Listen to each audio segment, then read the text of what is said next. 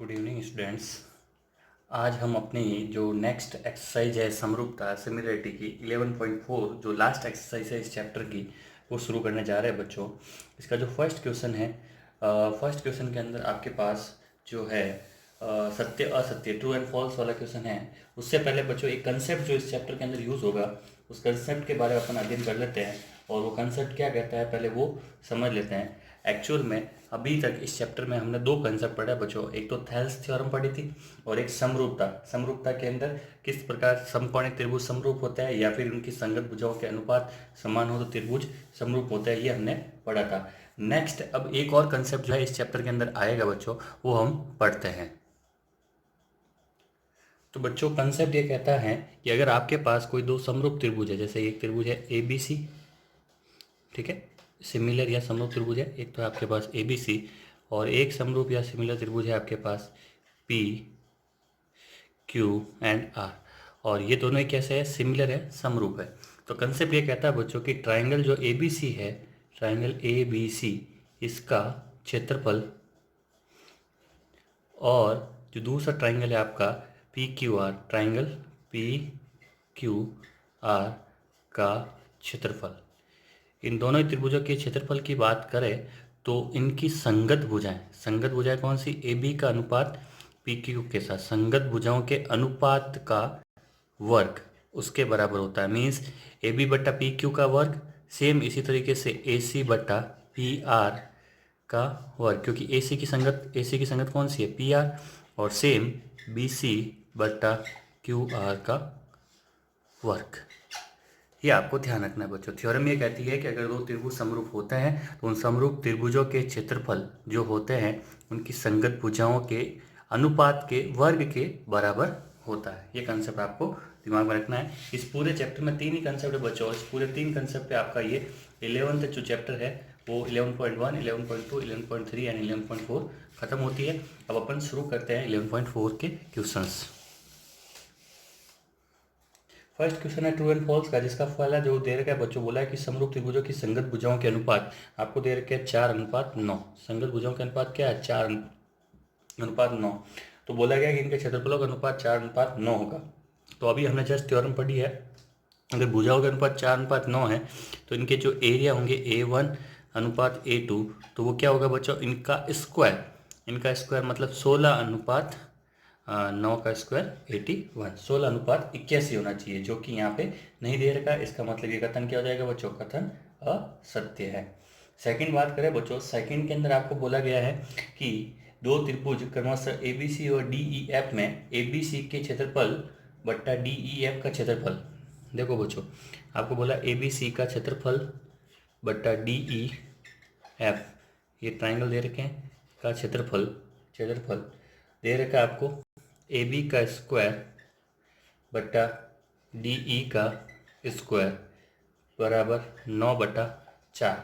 दो सम त्रिभुजों में ABC व DEF में यदि ABC के क्षेत्रफल बटा DEF का क्षेत्रफल बराबर AB स्क्वायर बटा DE स्क्वायर बराबर 9/4, तो बोला गया है कि ट्राइंगल ABC सर्वांग सम होगा ट्राइंगल DEF के। ध्यान रखना बच्चों, यहाँ पे निशान किसका दे रखा है, ये सर्वांग समता का। तो आपको ध्यान रखना है कि ये स्क्वायर होता है, मीन्स यहाँ पे समरूपता यानी कि सिमिलर होता है, समरूप होता है, सर्वांग सम नहीं होता है। ये कथन भी क्या हो जाएगा, असत्य। नेक्स्ट थर्ड दे रखा है, दो समरूप त्रिभुजों के क्षेत्रफल का अनुपात उनकी भुजाओं के वर्गों के समानुपाती होता है। तो देखो आपको क्या बोला है, उनकी भुजाओं के वर्गों के समानुपाती होता है। तो जबकि लाइन क्या होनी चाहिए थी, उनकी संगत भुजाएं, ये ध्यान रखना है, उनकी संगत भुजाएं जो होना जरूरी है बच्चों। इसका मतलब ये कथन भी आपका क्या हो जाएगा, गलत हो जाएगा। थर्ड स्टेटमेंट भी गलत है। दो समरूप त्रिभुजों के क्षेत्रफलों का अनुपात उनकी संगत भुजाओं के वर्गों के समानुपाती होता है, ये आपको ध्यान रखना है। हर एक भुजा के ऐसे ही आपस में इक्वल नहीं हो सकता। जीन्स अगर बात करूं मैं, ये आपका ABC और ये आपका PQ एंड R, ठीक है। अब मान लिया AB का तो PQ के साथ है, चलो ये संगत है, लेकिन BC का इसके साथ, तब फिर वो गड़बड़ हो जाएगा। तो आपको ध्यान रखना संगत भुजाओं के साथ होना चाहिए। फिर लास्ट आपका फोर्थ है ट्रू एंड फॉल्स का, कि ट्राइंगल ABC एवं AXY, देखो दो ट्राइंगल दे रखे आपको ABC, एक तो दे रखा है आपका ट्राइंगल ABC, ठीक है, और एक ट्राइंगल दे रखा है AXY, ठीक है, समरूप है तो इनके क्षेत्रफल का मान समान हो, इनके क्षेत्रफल का मान भी क्या होगा, समान दे रखा है। ठीक है, आगे बोला गया है कि ये भुजा एक्स एंड वाई जो है, sorry X Y and B C संपाती भुजाएं हो सकती है। बिल्कुल हो सकती है सर, एक बी सी और एक्स वाई संपाती हो सकती है क्योंकि इसके अंदर क्षेत्रफल समान बोला गया है।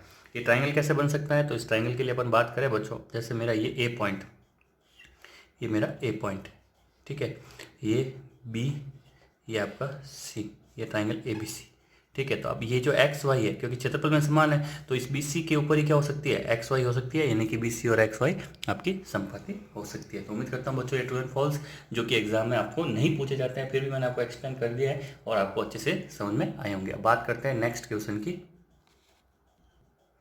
देखिए नेक्स्ट बच्चों, सेकंड जो आपका प्रश्न है उसमें triangle A B C similar समरूप दे रखा है ट्राइंगल डी ई एफ के, और ए बी सी का क्षेत्रफल दे रखा है और डी ई एफ का क्षेत्रफल आपको दे रखा है। ई एफ का मान आपको दे रखा है कि 15.4 है, तो आपको बी सी निकालनी है। तो मुझे पता है अगर ए बी सी समरूप है डी ई एफ के, अगर मैं यहाँ पर डायग्राम बना दूँ, ये ट्राइंगल आपका ए बी एंड ये सी, ये समरूप है किसके, triangle D E and F के। तो हमें पता है कि समरूप त्रिभुजों में जो उनके क्षेत्रफल होते हैं, समरूप त्रिभुजों में जो क्षेत्रफल होते हैं संगत भुजाओं के अनुपातों के वर्गों के समानुपाती होते हैं। मीन्स अपन बात करें triangle A B C, triangle A B C का क्षेत्रफल बट्टे में ट्राइंगल डी ई एफ का क्षेत्रफल, तो बराबर ए बी बट्टा डी ई का वर्ग, ठीक है, बराबर ए बी बट्टा डी ई का वर्ग हो गया। नेक्स्ट आपके ए सी बट्टा डी एफ का वर्ग, ठीक है, नेक्स्ट हो जाएगा बी सी बट्टा ई एफ का वर्ग। ये अपने थ्योरम के अनुसार हमने लिख दिया। अब मुझे देखो ये दोनों चीज़ें पता है और ई एफ मुझे दे रखी है, ई एफ ये रही और ये मुझे पूछी गई है, तो मुझे इसको रिलेशन को इसके साथ सॉल्व कर लेना है। ट्राइंगल ए बी सी का मान 64, ठीक है, इधर इसका मान 121, सामने बी सी बट्टा ई एफ का मान कितना है बच्चों, 15.4, 15.4 मैं यहाँ रख देता हूँ और उसका वर्ग। तो जब यहाँ से वर्ग है तो यहाँ से वर्ग हटेगा तो सामने क्या आएगा, वर्ग रूट, स्क्वायर रूट आएगा, अंडर रूट आएगा, तो इधर वर्गमूल हो जाएगा, तो 64 का तो हो जाएगा 8, 121 का हो जाएगा 11, बराबर 20 बट्टा 15.4, क्रॉस गुना कर देंगे बच्चों तो हो जाएगा 8 इंटू 15.4 बट्टे में 11 बराबर 20। ठीक है, अब देखते हैं 11 का भाग 15.4 में, पहले 11 का भाग जाएगा एक बार, ठीक है, बच जाएंगे 4, 44 में जाएगा आपके 4 बार, यानी कि यहाँ से आएगा 1.4, यहाँ से आपके पास कितना आएगा 1.4, और 8 इंटू 1.4 करोगे आप तो 8 चौक 32, 32 का 2, हासिल के 3, 8 एकम 8 और 3 11, यानी कि आंसर कितना आ जाएगा 11.2। इसका आंसर हो जाएगा आपके 11.2। तो उम्मीद करता हूँ बच्चों आपको समझ में आया होगा, बिल्कुल आसान सा है, अगर थ्योरम पता होती तो आराम से आप लोग इस सवाल को कर सकते थे। नेक्स्ट अपन थर्ड क्वेश्चन की बात करते हैं। नेक्स्ट देखो बच्चों, जिसमें सवाल में बोला गया एक ही आधार BC, तो आधार क्या है, कॉमन है, तो बना देते हैं आधार BC पहले। ये आधार BC, एक ही आधार BC पर क्या बने, दो त्रिभुज बने ABC, यानी कि एक तो ऊपर ले लिया था कोई पॉइंट, ये आपका ABC, और दूसरा बना है DBC, तो एक पॉइंट मैं यहाँ ले लेता हूँ, तो हो जाएगा ये हो जाएगा आपका, ये आपका DBC। एक के आधार पे दो त्रिभुज बने, आधार कौन सा कॉमन है, BC के ऊपर दो त्रिभुज बने, एक तो ABC जो कि ऊपर वाली साइड ले लिया, एक DBC जो कि नीचे साइड से ले लिया। यदि AD व BC, देखो AD मतलब ये वाला, और BC क्रमशः कहाँ पे कट रहे हैं, O पर प्रतिच्छेद कर रहे हैं, O पर प्रतिच्छेद कर रहे हैं। ठीक है, अब आपको बोला गया है तो सिद्ध कीजिए कि ABC का क्षेत्रफल, ये मुझे सिद्ध करना है, सिद्ध क्या करना है मैं ऊपर लिख देता हूँ, सिद्ध करना ट्राइंगल ABC का क्षेत्रफल बट्टे में आपके पास है ट्राइंगल DBC का क्षेत्रफल बराबर AO बट्टा DO, ये मुझे प्रूव करना है बच्चों। तो अब शुरुआत कैसे करेंगे, आपको डायग्राम दे दिया, तो सबसे पहले बात करते हैं तो त्रिभुज का क्षेत्रफल क्या होता है। त्रिभुज का क्षेत्रफल नॉर्मल अपना 1/2 आधार इंटू ऊंचाई होती है। तो ना तो मेरे पास इस वाले ट्राइंगल की ऊंचाई है ना इस वाले ट्राइंगल की ऊंचाई है, तो मैं क्या करता हूँ, यहाँ पे एक परपेंडिकुलर, ऊंचाई का मतलब क्या होता है, आधार के ऊपर लंब। तो मैंने यहाँ पे एक लंब डाल दिया, ये हो गया आपका ए एम, और मैंने एक यहाँ पे इसके ऊपर भी लंब डाल दिया, ये हो गया आपका ए एन। ठीक है बच्चों, समरूपता वाली कसौटी अपन डायरेक्ट नहीं लगा सकते बच्चों यहाँ पे, क्योंकि आपको ट्राइंगल समरूप नहीं बोले गए हैं। हम ये अभी अपना रिलेशन पढ़ा था ना कि ट्राइंगल एबीसी का क्षेत्रफल बट्टा ट्राइंगल डीबीसी का क्षेत्रफल अगर समरूप त्रिभुज होते तो उनके संगत भुजाओं के वर्गों के समानुपाती होता है। लेकिन वो चीज़ तब लगती है जब ये ट्राइंगल समरूप बोले गए होते हैं, लेकिन यहाँ पे समरूप नहीं बोले गए हैं, तो हम डायरेक्ट वो कंसेप्ट नहीं लगाएंगे, पहली बात। और दूसरी बात, त्रिभुज के क्षेत्रफलों में रिलेशन निकालने के लिए पहले त्रिभुज के क्षेत्रफल का फॉर्मूला तो वो होता है 1/2 आधार इंटू ऊंचाई। और ऊंचाई मुझे यहाँ नहीं दे रखी थी, तो मैंने दोनों ही जो ट्राइंगल बन रहे थे, एक ऊपर वाली साइड में एक नीचे वाली साइड में, ऊंचाई का मतलब लंब, तो मैंने आधार के ऊपर 2 लंब बना दिए। तो अब देखो बच्चों, 2 ट्राइंगल बन गए, एक तो बन गया A M O, triangle A M O, और इधर देखो बच्चों ए एम ओ के बाद डी एन ओ, एक बन गया triangle D N O. 2 triangle बन गए।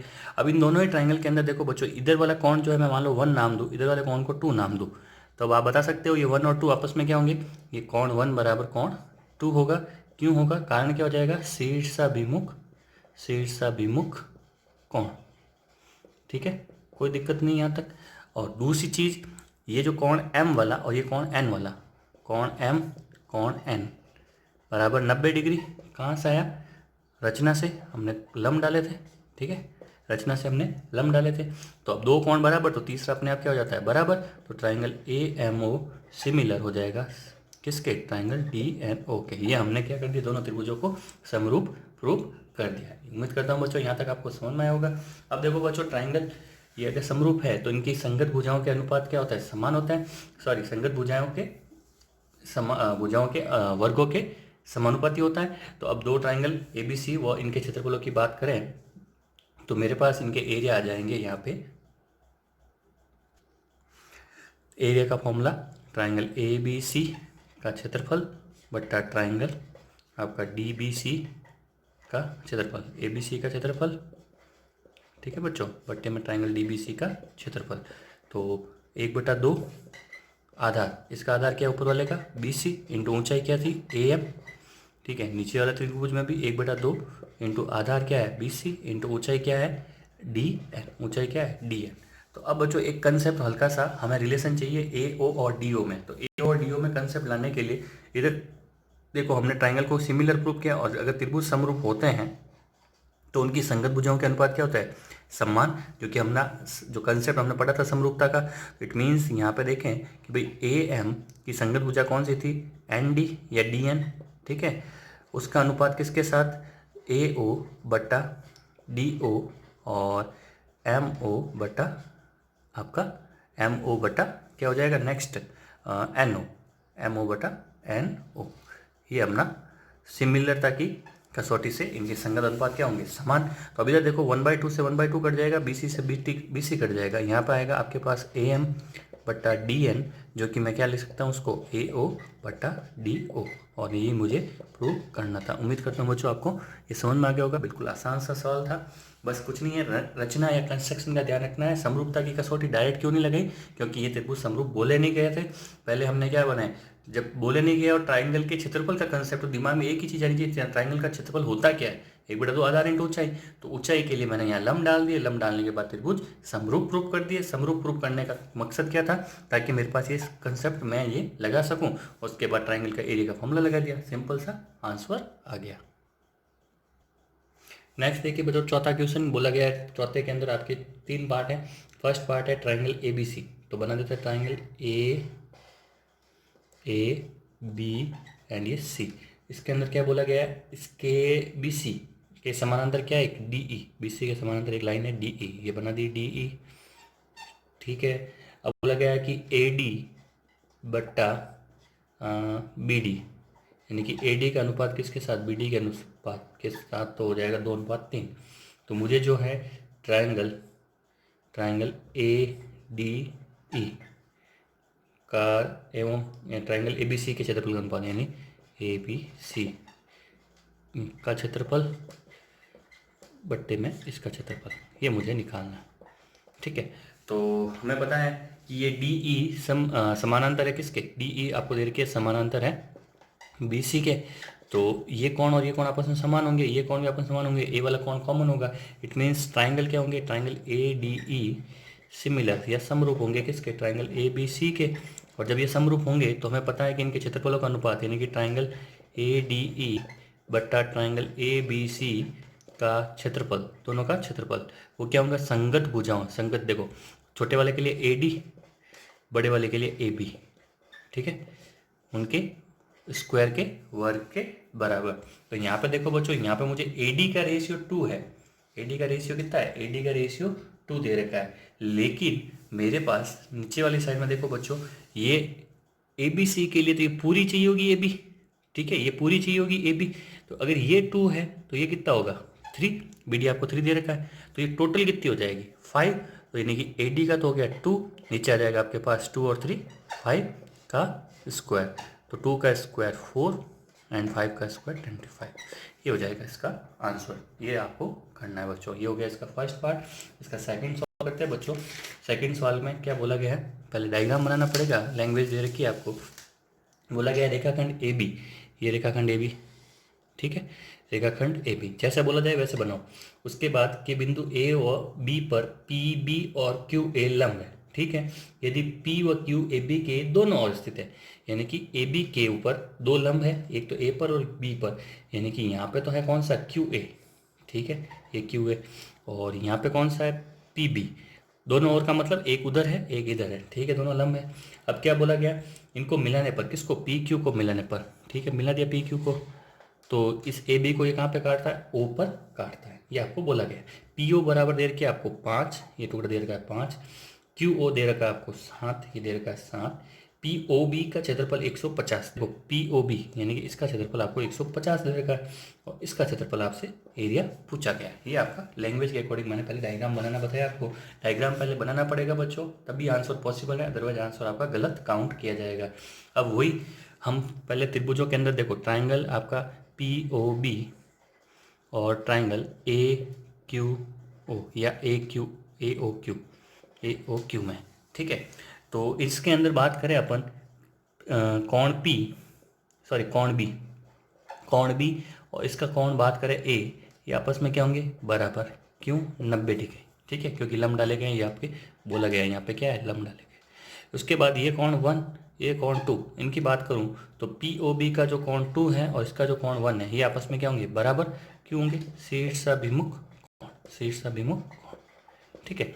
दो कोण बराबर तो तीसरा अपने आप क्या हो जाएगा बराबर, यानी कि triangle P O B similar हो जाएगा ट्राइंगल किसके, ए ओ क्यू के। अगर सिमिलर हो गया तो बिल्कुल आसान सा कंसेप्ट लग जाएगा अब कि भाई इनके क्षेत्रफल होंगे और इनकी संगत भुजाओं के वर्गों के अनुपात के बराबर होंगे। यानी कि संगत भुजाएं बात करें मैं तो पहले पी ओ बी का क्षेत्रफल, ट्राइंगल पी ओ बी का क्षेत्रफल बटा ट्राइंगल पी ओ बी का क्षेत्रफल बराबर ए ओ क्यू का क्षेत्रफल, सॉरी पी ओ बी का क्षेत्रफल अनुपात ए ओ क्यू का क्षेत्रफल। तो इसके अंदर बात करें तो आएगी आपके पास पी ओ, इसके अंदर बात करें तो आएगी ओ क्यू के वर्ग के बराबर। इन्हीं को लिया मैंने क्योंकि मुझे यही मान पता है, ठीक है, बाकी वालों से आपको कोई मतलब नहीं है।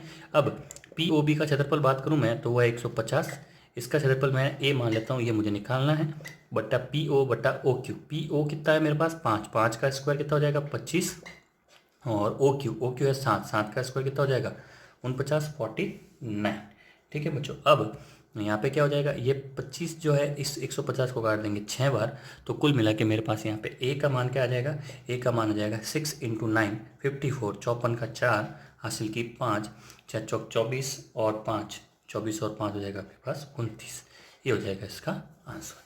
उम्मीद करता हूँ बच्चों अच्छे से आपको समझ में आया होगा। अब देखो इसका थर्ड पार्ट जो इसका लास्ट है क्वेश्चन, फोर्थ वाले क्वेश्चन का थर्ड पार्ट में आपको क्या बोला गया बच्चों, एक डायग्राम बना हुआ आपके सामने, डायग्राम वाले बना लेते हैं अपन। ये डायग्राम है आपके सामने, ठीक है, और इसके अंदर बोला गया ये ए, ये बी, ये आपका सी, ये वाला टुकड़ा जो दे रखा है आपको बी, इसका मान कितना है बी, इसका मान है सी, ये एंगल आपका 50, ठीक है, ये भी एंगल आपका 50 दे रखा है, ये इस टुकड़े का मान ए है, ये पॉइंट आपका ई है, ये आपका डी है और ये आपका टुकड़ा जो है एक्स है। इसमें आपको बोला गया बच्चों कि जो ये x का मान है वो मुझे ए बी सी के टर्म्स में, ए बी सी के पदों में मुझे निकालना है। तो देखो बच्चों, सिंपल सा दो ट्रायंगल बन रहे हैं। दो ट्रायंगल कौन कौन से? एक तो ए सी ई बड़ा वाला ए सी ई, और दूसरा ट्रायंगल बन रहा है बी सी डी छोटा वाला। इन दोनों के अंदर ही एक एक कोण, तो देखो देखो कोण ए और इसका कोण बी बराबर दे रखा है 50 डिग्री दे रखा है बच्चों, गिवन है। और कोण सी दोनों में क्या है? कोण सी दोनों में क्या है? कॉमन है, उभयनिष्ठ है।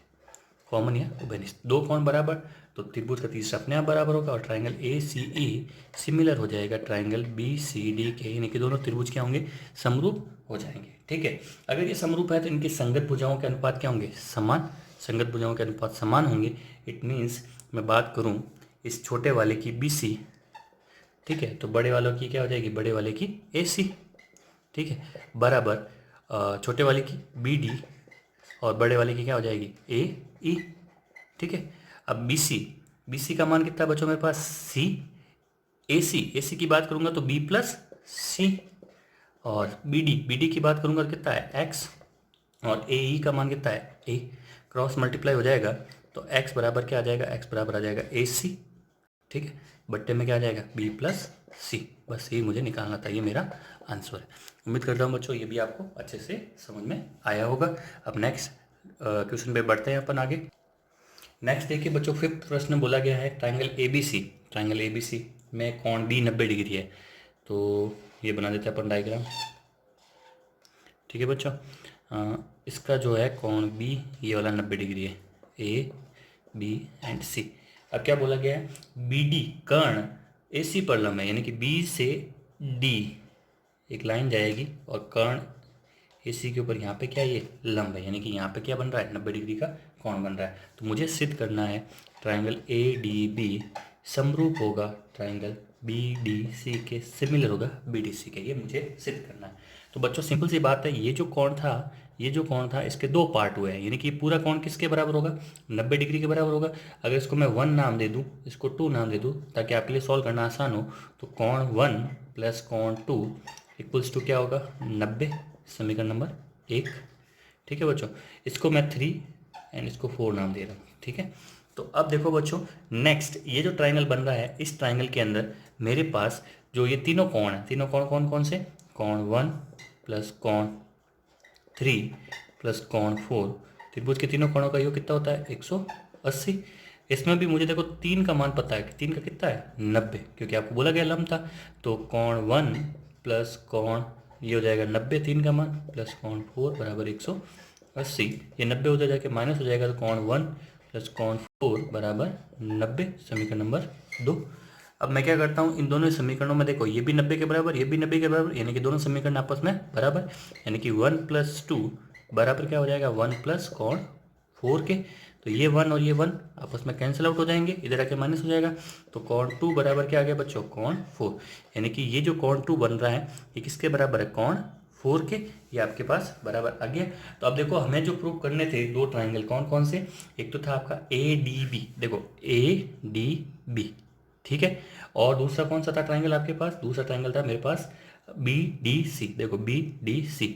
तो इन दोनों के अंदर ये वाला 4th और ये 2 मैंने बराबर प्रूव कर दिया, देखो ये और ये थर्ड इधर 90 है, तो ये इधर भी क्या होगा? 90 ही होगा, सिंपल सी बात है। और जब ये दोनों दो कोण आपस में बराबर, तो त्रिभुज आपस में क्या हो जाएंगे? सिमिलर प्रूव हो जाएंगे।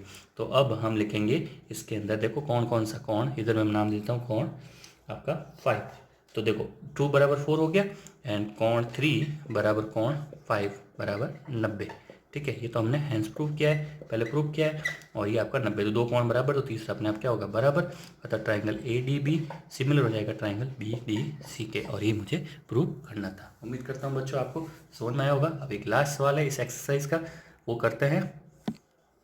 देखो बच्चों, लैंग्वेज पढ़ के पहले डायग्राम बनाना है। सिर्फ कीजिए कि एक वर्ग की एक भुजा पर बनाया गया समबाहु त्रिभुज, देखो एक वर्ग है, ठीक है, ये वर्ग स्क्वायर, ठीक है, इसकी एक भुजा पे क्या बनाना है? समबाहु त्रिभुज। ये बना दिया समबाहु त्रिभुज, समबाहु त्रिभुज इसकी तीनों भुजाएं बराबर, यानी कि अगर ये ए होगा तो ये भी क्या होगा? ए होगा, ये भी ए होगा, ये भी ए होगा, ये भी ए होगा, ये भी ए होगा, ठीक है।